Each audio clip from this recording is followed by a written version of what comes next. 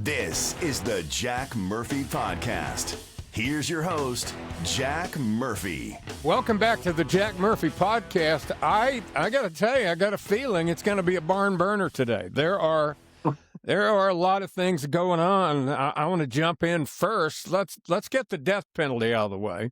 Do it. Alpha, who are our candidates for death penalty of the day so far? Former FBI Director Chris Wray. Yep. Never liked him. Death penalty. What else? Former CISA Director Chris Krebs. Now, Never heard of him, but I'm going to go death penalty on him too. What they do? CISA is Cybersecurity and Infrastructure Safety Administration. Right. They both they commented on a report in October of 2020 saying that the election was the safest and most secure in history of the United States. And was that not true? Well, they left out a tiny little bit of information that the Iranian government or the Iranian security people had breached at least one state's election records and taken 100,000 names and social security numbers and were able to reproduce overseas ballots. So okay, I'm going to go death penalty for that, for interfering with the elections. Now, and they lied to Congress about that. So was that? Oh, I say we give them injection and firing squad, and then while we're injecting them, give them the firing squad. That's what we do. Now, just to make sure. It seems to me that guy we killed last night may have been in charge of that project. Could have been. He was Iranian security. Yeah. Yeah, right. you knew he was going to get it one way or the other because he was the one that tried to kill Donald J. Trump. Right. Yeah. Well, he's the escape artist, though, isn't he? Well, he's one of them. They got a couple, but they got him. He's in charge of sleeper cells and clandestine activities. We'll get into him a little bit more. A little bit later on. But I think there's still an opening for Ayatollah, right? I mean... Yeah, right now we just got the cardboard Ayatollah. Yeah. He's like those, he's the cosplay. Yeah. And he may be into that, by the way, because the rumor is he's gay. Yeah. So never let it be said that Trump is not creating jobs, not only here, but in Iran as well. Yeah, exactly. Now, I'll tell you, I had not really paid a lot of attention to the Kristi Noem story. Yeah. Because, I don't know, I just saw her and I said, she's kind of a Barbie doll. Republican governor, looks good to have her in there and all that. And then I started seeing, we talked about this, I started seeing those ads where she's got on the bulletproof vest on the horse and she's showing up at these raids like, she's an actual. And those ads cost $225 million, by the way. Yeah, exactly. But then I started reading about the affair. And it was Megyn Kelly who I first heard talking about this. And Megyn Kelly said, look, she said, since day one, she said, it's open knowledge in Washington and Republican circles that she was sleeping with her chief of staff and her husband knew about it. What do you call that? Cuckold? Yeah, Daniel, cuckold. You should know. What do you call it? Cuckold. Anyway, apparently the husband knew about it and was okay with it. Huh. Well, they may have been swinging. Who knows? Yeah, her and this chief of staff were swinging, and everybody Was knew that about the Lewandowski guy? it. Yeah, exactly. And same thing, I'm going to have to go death penalty because she testified in Congress that, let me see here, Representative Sidney Comlanger Dove questioned her about a potential relationship who was working as a special advisor in her pants. This was. I didn't know that was a position you could apply for. It is now. Okay. Back on March the 4th, her response, she said, I have refuted that claim for years. So apparently it's been going on probably while she was governor, and the husband knew about it and was okay with it. But The part that I didn't know about, this may come as a shock to both of you, but I feel like as a, transparent a podcast for active elderly people, I think it's important we give all the information out there. And apparently, they found a lot of sex toys in the office. Oh, in her office. Oh, man. A lot of sex toys. I've got a report on it. Let's check out what this guy has to say about it. According to the book, according to the Daily Beast, it was her bag of sex toys. Not her sex toy, her bag. I like the way he says that. Sex toys. Bag of sex toys. And it was Corey Lewandowski who fired the pilot for allegedly not bringing Kristi Noem's bag of sex toys. Instead, she left them on the plane. Remember, last Easter, she left her other bag with $4,000 in it while she was having her family dinner. Remember that? Mm-hmm. She can't keep track of her bags. So apparently this pilot was fired because he left the sex toy bag on the tarmac and didn't put it into the plane. That's a no-no. You can't leave that. How many do you need to have a separate bag for them? I mean, can't you? I just put mine in my suitcase, don't y'all? Well, you have a big suitcase, though. I mean, no, I use a overhead storage thing. What's that noise going on up there? That actually, it's funny you should mention that. I actually saw that happen one time. We were going somewhere on a trip at the Charlotte airport, and some poor lady had a carry-on bag.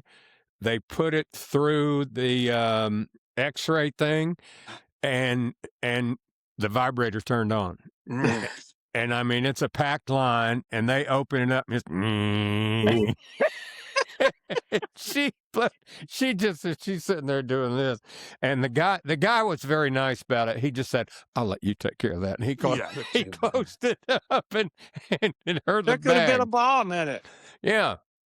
But she had a whole bag of sex toys. So I think that was maybe the final straw for the. I'm surprised. I guess, it looks bad if he has to outright get rid of a cabinet member, so he gives her some... science or something else. Yeah, something else, and that way it's not quite well, as I'm doing bad, a search right now. I can't find an opening for a special assistant in my pants, but I'll keep looking. Keep looking. That job may be opening. By the way... couple, I'm excited. Hey, make sure and get the application link. Yeah. Press the red button for total destruction. Do it. Press the red button now. Or you can just click on subscribe and everything will stay the same, but you'll get updates every time Jack Murphy drops a new episode of the Jack Murphy Podcast. But it's totes up to you. Good luck. I'm on a real roll with the interviews. I got the bear guy the other day. We have another actor coming on the show. My friend Keith Harris, whose movie won the big South by Southwest award, is in theaters now. He's coming on tomorrow at 11 a.m. And Sam Page, who you don't know, but Sam... a very old friend of mine. He's a sheriff up in Rockingham County. We call it. It's Rockingham County. But he just knocked off one of North Carolina's political power players, Phil Berger, who runs the House of Representatives here with an iron fist. And nobody endorsed Sam, and Sam won. So he beat him in the primary. Yeah, beat him in the primary, and we're going to be talking to Sam hopefully here in the very near future. So I'm excited about that. Women can do anything men can do, except math, chess, running, jumping, lifting stuff, fixing things, making money, hockey, surfing, driving, making decisions, being tall, taking out the garbage, tipping, fishing, being funny on purpose, reading a map, listening to good bands, writing, running the country, inventing anything important, or being fun to hang out with. A lot of women are in, you know how they're into gardening and they all want to live off the land. Most of them don't know how, and they don't Not want to all do. of them. They don't want to do the work to live off the land. Now, Daniel, his son and daughter-in-law, they're really big into that. They get into that stuff. But one of the big things that a lot of these women are doing, I had a neighbor, the woman did it. She I saw her back there in her bee suit. You know, she had on the whole thing, and she had some hives. And she came over to my house, and she said, "Hey, I wonder if you'd do me a favor and not spray Roundup in your yard." And I went, "How come?" And she goes, "Well, the bees, it gets on them, and they take it in the hive, and it kills the bees." And I said, "Okay, you going to come pull my weeds?" And she kind of looked at I said, "I'm just kidding. No, I'm just kidding." No. But anyway, apparently, you know, you can order like a little queen bee, and they send it to you in a little cage. And they come and you release them in the hive and all the bees flock to it or whatever. But this was a guy, and they were testifying. See, there's a real problem in America with killer bees. Do you know the story of this? I haven't heard of killer bees in quite a while. All right. Well, I'll tell you what, if you want to watch a guy, there's a guy in Cochise County, Arizona. He's called the Killer Bee Guy. He has millions of followers on TikTok and all the social media accounts. And that's what he does for a living. Police, fire, cities, county, they call him in because he says there are no domestic honeybees anymore in the southwestern United States. They've all been Africanized to one degree or another. And he said in Cochise County, there are none. So he said any beehive you approach, you could be killed.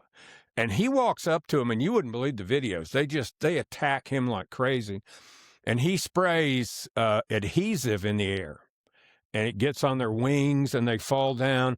And he uses a poison made from chrysanthemums that's non-toxic to kill them. But the Africanized bee was an accident. It was an experiment. They were trying to increase honey production down in Brazil. And so they brought in African bees that are very hardy. They can live, you know, in drought conditions and all this other stuff, but they were not aggressive. And they bred them with European honeybees, and out of it came the killer bee. And of course, what happened next? They escaped from the lab, like just like COVID, and they spread all over South America. Did you know that there was a guy killed last year in Connecticut by killer bees? No. In Connecticut, there was a guy killed by killer bees. So they're in all 50 states now, but they're very prolific in New Mexico, Arizona, parts of California.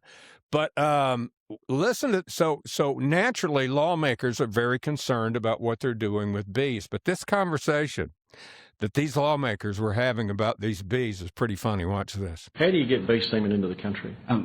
The bee semen gets sent in little vials. Better still, how do you get the semen out of the bee? So that's the most common question we get asked, Senator. Yeah, thank you. You asked what I was. I just don't know how you do that. So look, it's part of the vernacular. Everyone wants to know how you get semen out of a bee. And I can't claim to be an expert, and you can. How come I'm the only one with a straight face here? So what constitutes? So basically, you squeeze the bee, which averts its endophallus, and then the semen is collected from the end. And the bee's still alive when you finish? No, but No, that was the answer.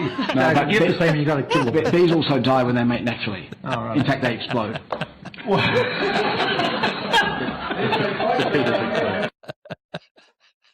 They explode after they have sex.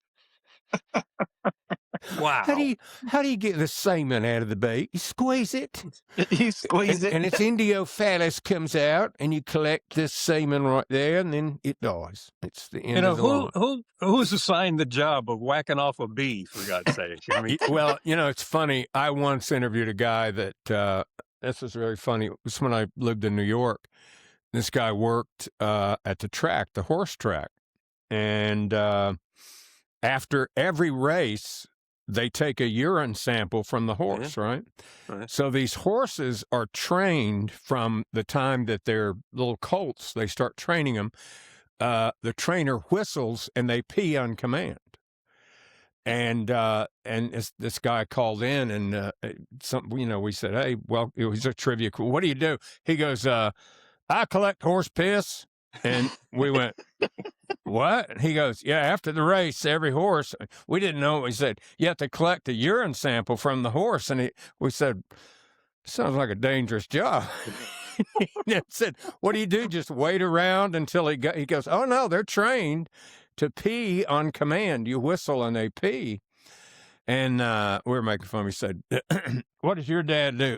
He collects horse piss down at the track. That'd be a good conversation at the bar. Hey, buddy. How you doing? What you I'm doing going to do a living? search I'm for an that, accountant. too, to see if there's any jobs for horse piss collectors. Right, Yeah, see right if next you to can, the special assistant in my pants. See if you can find an opening for that. But, yeah, it was very Okay. fascinating. I didn't know that. Did you? I did not. I did know that they did test horses after a race. Yeah, But well, they have a little. steroids They have like a little rod with a catch cup on it, and they whistle. He pees. They grab a little bit of it with a witness, and they test it. That's how they do it.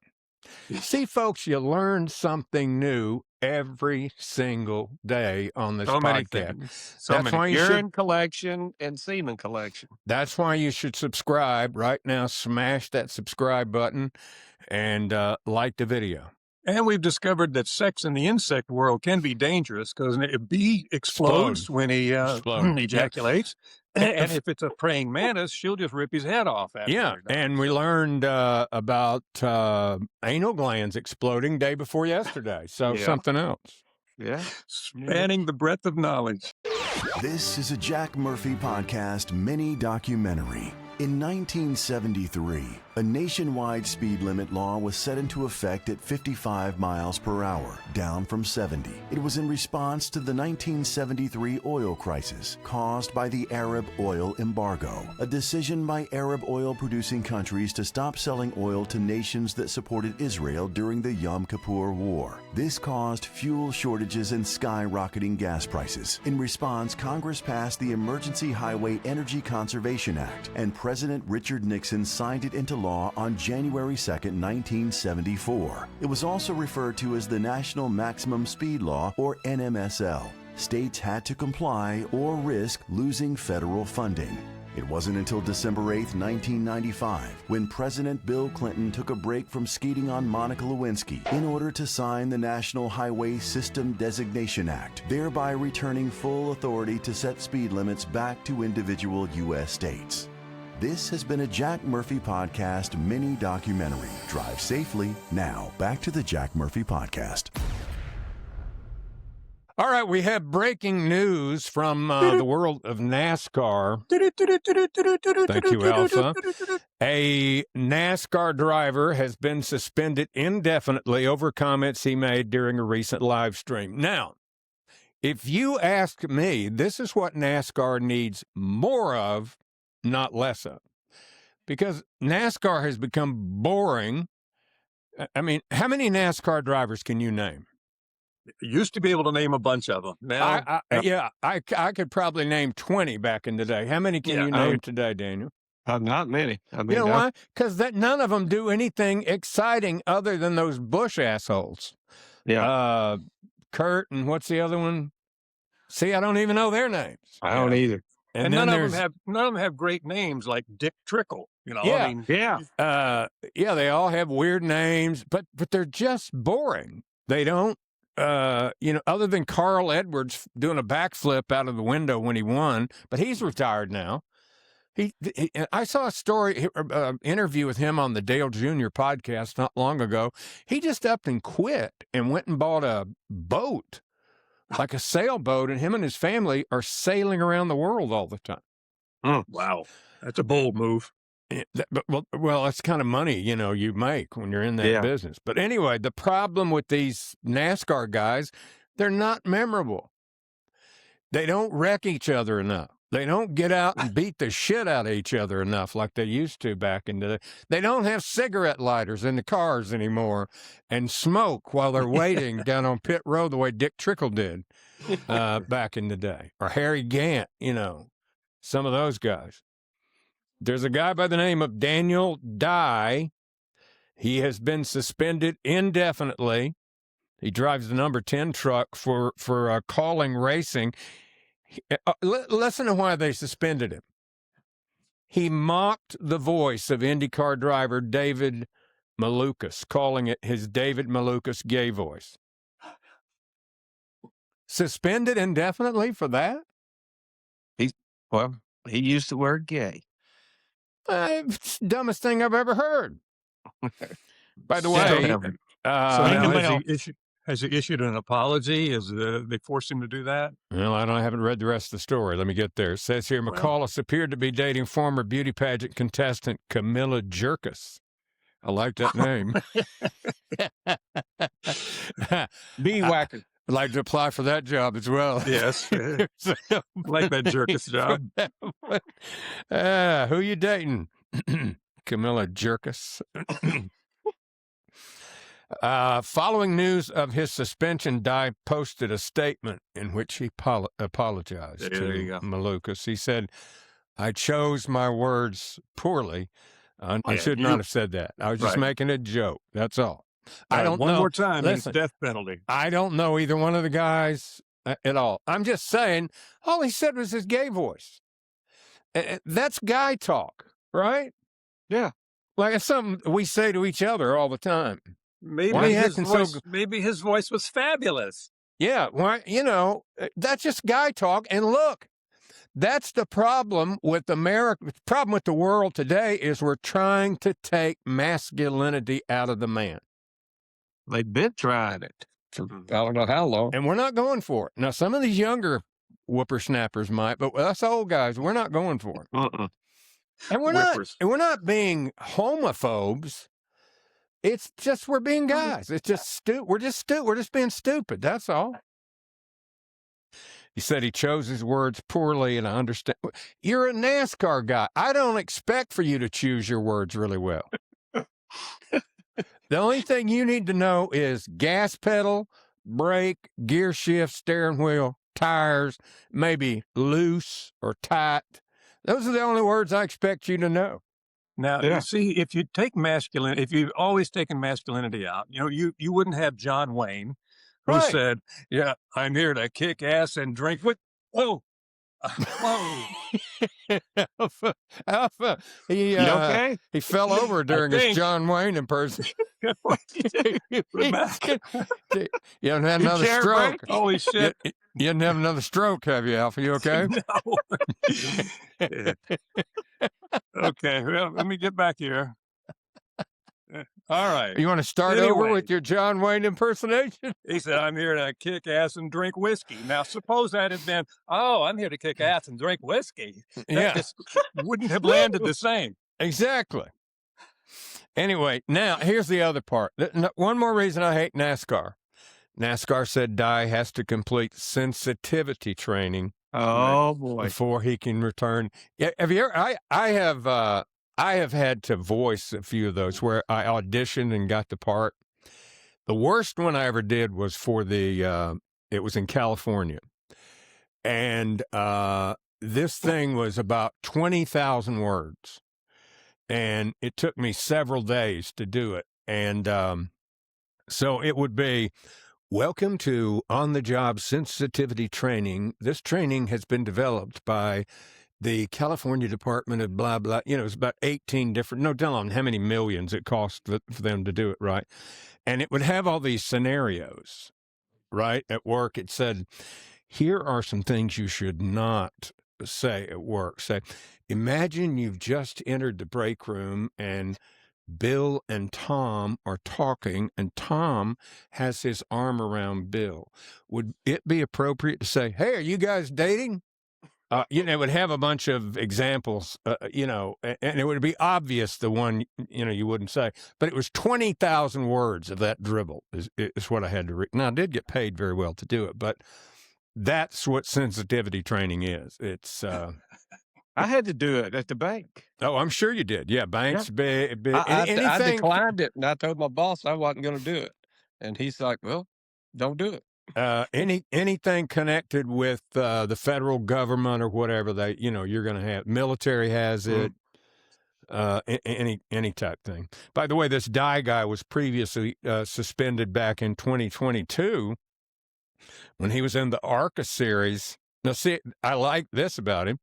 He was arrested after he punched a high school classmate in the groin area after a race. Who? Dang.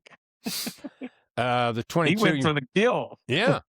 He drove full-time in the truck series in 23 and 24, and he raced in the O'Reilly Auto Parts series in 2025. Apparently he's not a very good race driver. He's never won any NASCAR events at all. He's had 27 starts and never won a race.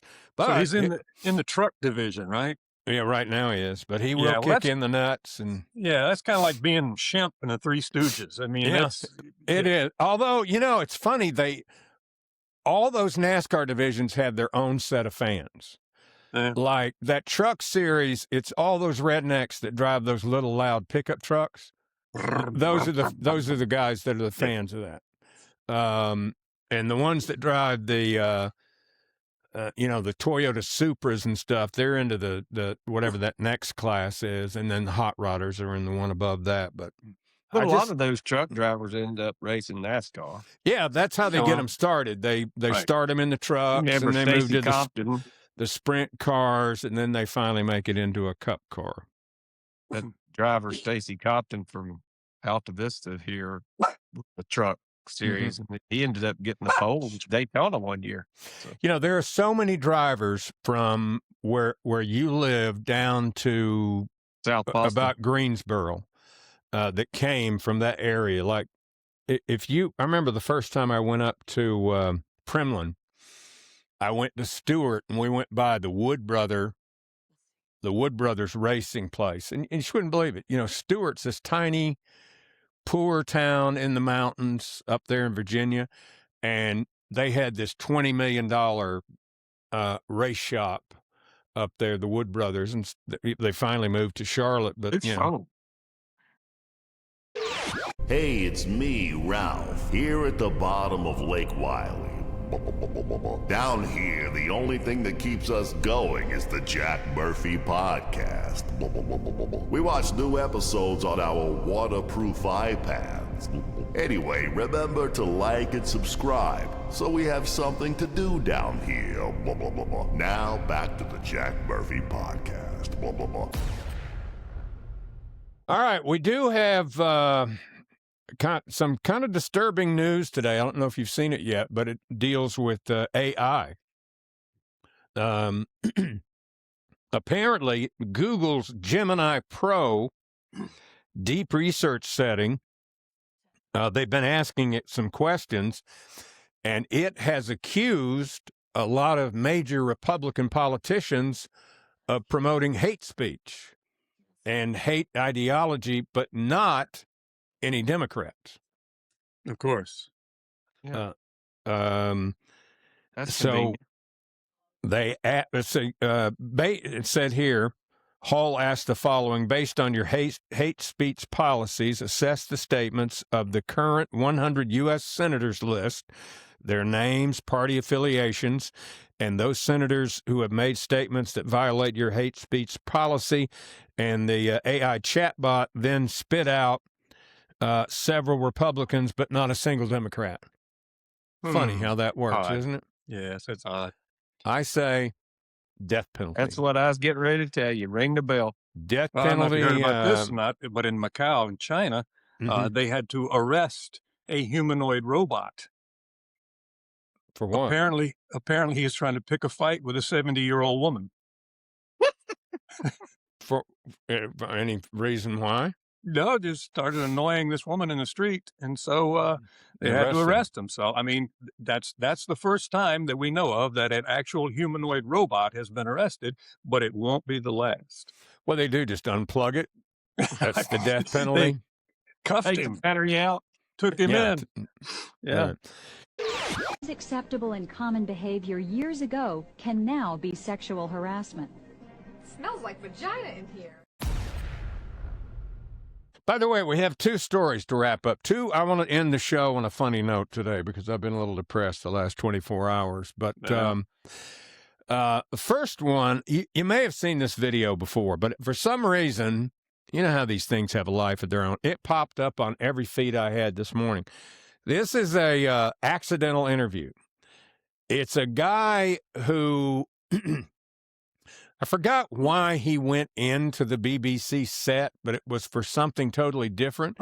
And the anchor thought he was there for an interview, but he wasn't. But he played along with her.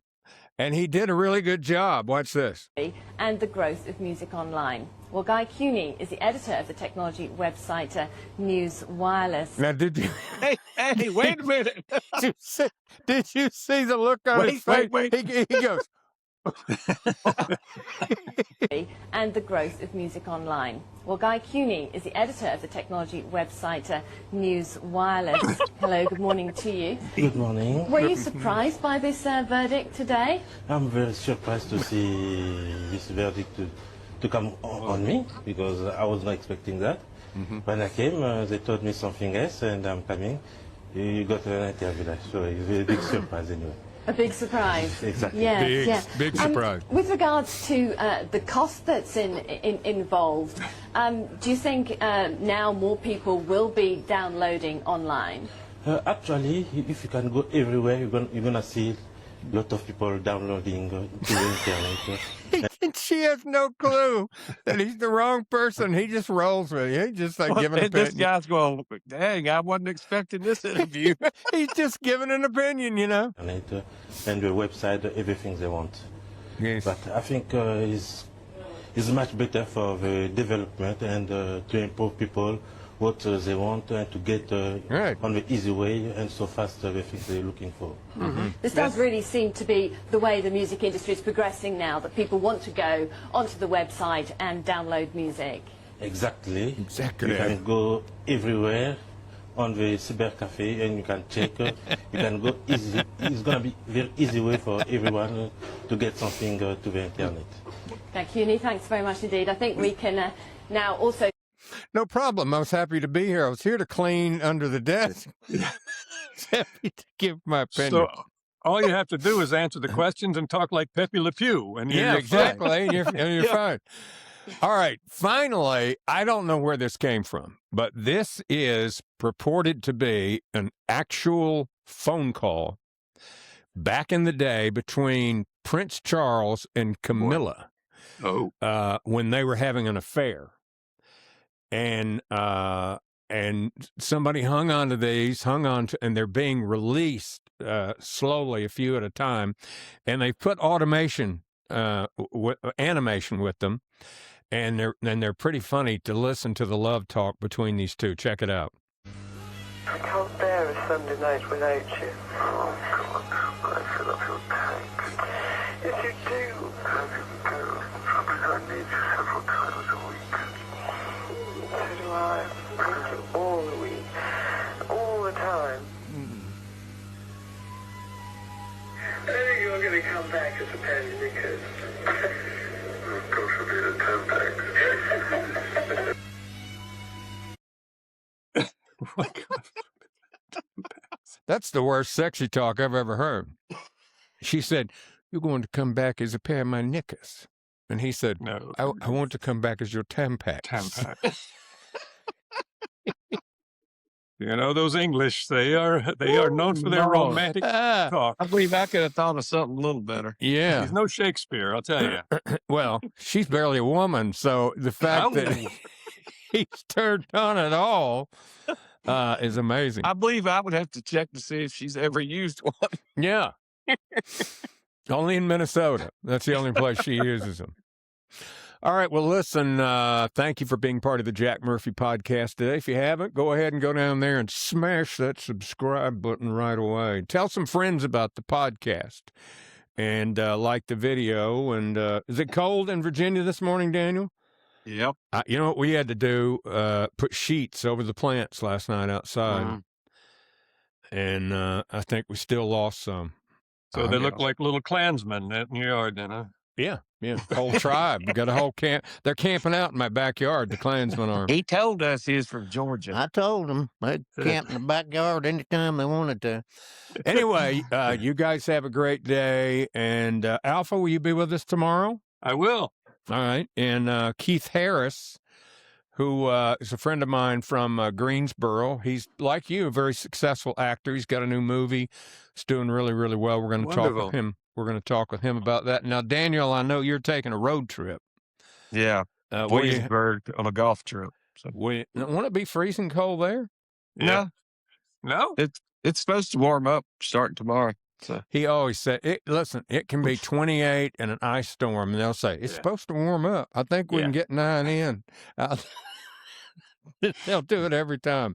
Anyway, you guys have a great day. Thanks for being part of the Jack Murphy Podcast.